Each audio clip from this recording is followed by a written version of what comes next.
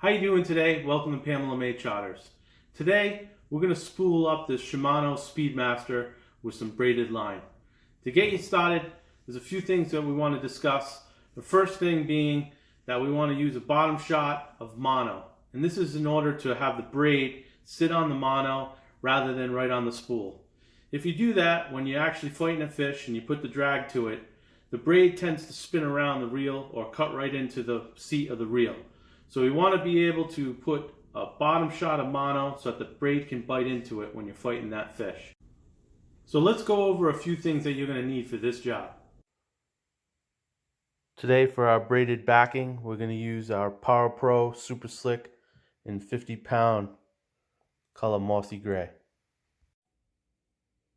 We're also going to be using the Berkley Trilene Big Game Mono in 50-pound. Okay, to get started on this, the first thing you want to do is attach your mono to the seat of the reel. And we're going to use the improved clinch knot in order to do so. So I've already tied that. I'm going to make sure that we moisten it up a little bit, and then we're just going to seat it right to the reel. Okay, once we've seated the mono, we're going to go ahead and we're going to trim off the tag end right up close to the reel, put it in the strike, and then we're going to just reel up the mono so it covers up the spool. So after you've gone ahead and you seated a bunch of mono onto your spool, you don't need too much, just enough so the braid can grab onto the mono there and not cut into your spool head. We're going to tie the braid to the mono, and what we need to do is we need to do a uni knot. So I actually have a picture of the uni knot to help you, but you can always go online to learn how to do it. But it's basically a knot that's going to tie your braid to your mono. And the first section of braid is going to be wrapped around the mono.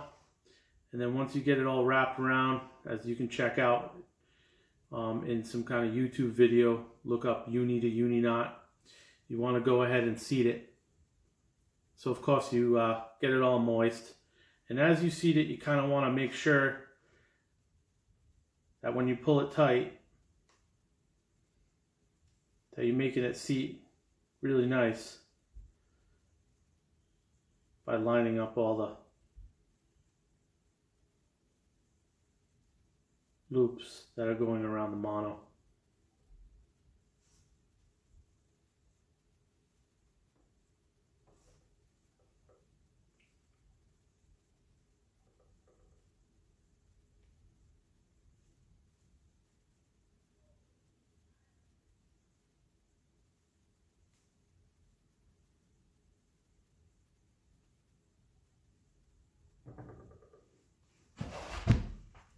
Once you get it all seated in, you're gonna get that mono piece and you're gonna do the same thing that you did with the braid on the opposite side. Once you got both sides of the double uni knot tied, you want to go ahead and you want to seat those two knots together. So get a little moisture on it.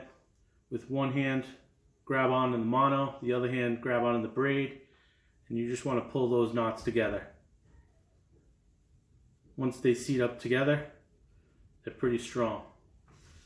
Then all you got to do is go back in, trim off the tag end on each side.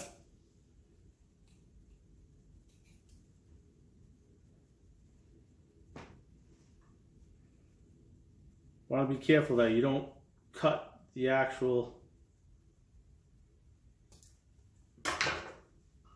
mono. You just want to do the tag ends, and then that's a pretty strong knot. After you've done that, want to go back into your reel. You got that nice base of mono there. Put it into the strike position. Then you can go ahead, stop winding on the braid. So now comes the spooling of the main line. You got this nifty little contraption that helps you spool it up. We're just going to hold on to the braid, give it a little bit of a firm grip. I'm going to go ahead and spool up the line We're going to work the braid back and forth over that bed of mono.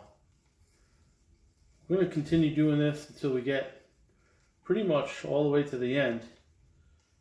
But we're going to leave a little bit of room for some top shot if we're going to use it for some other applications in fishing. Alright, so we've loaded this Shimano Speed Master up with the 50-pound braid. And as you can see, I left a little bit of room here for a top shot. We'll probably use 50-pound monofilament for the top shot. And again, you want to do the same thing, a double uni knot to attach your braid to your monofilament. Okay, time to load the top shot.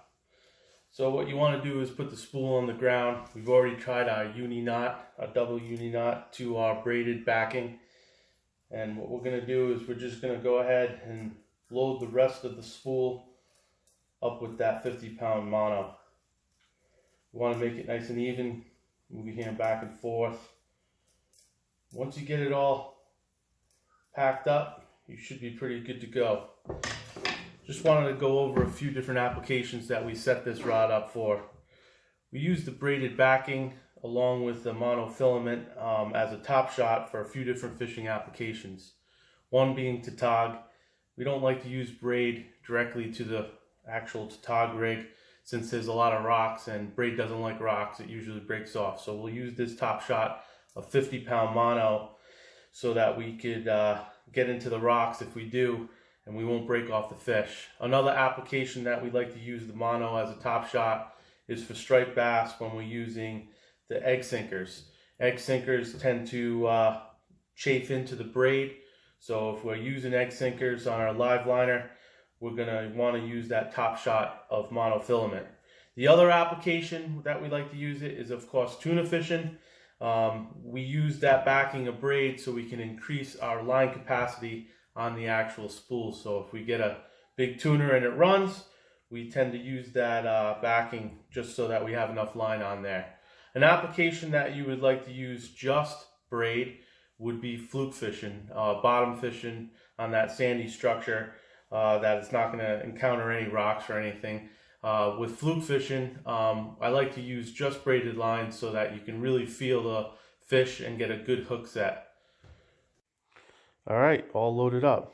We got the 50-pound mono as well as the 50-pound braided backing on our Shimano Speed Master. Hope you enjoyed today's video. Check us out for more tips and tricks. Pamela May Charters.